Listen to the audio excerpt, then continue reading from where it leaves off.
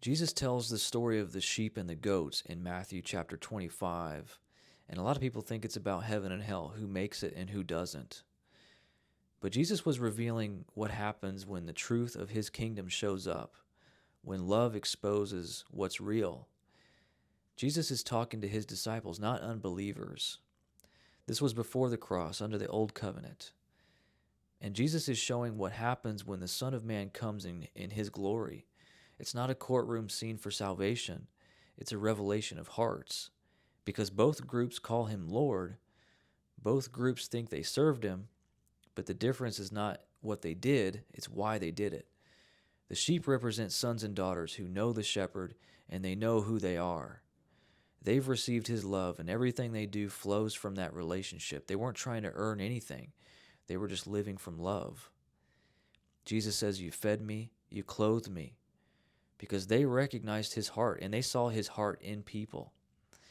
But the goats also believed in God, but they never trusted his finished work, which Jesus was foreshadowing. The goats lived like servants, trying to prove themselves worthy. So when Jesus says, "I was hungry and you didn't feed me," they're shocked because they never truly knew him. This whole story is not about sinners and saints. It's about two kinds of believers, those who rest in grace and those who still strive in works. So what happens after the separation? The sheep inherit the kingdom, not as a reward, but as a relationship. It's the life they were already living from. But the goats, they enter the fire. But that fire is not God sending believers to hell.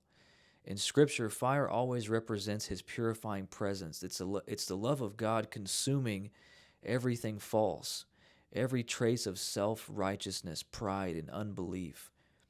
The separation reveals what's true, and the fire removes what's not. So the result is that only love remains.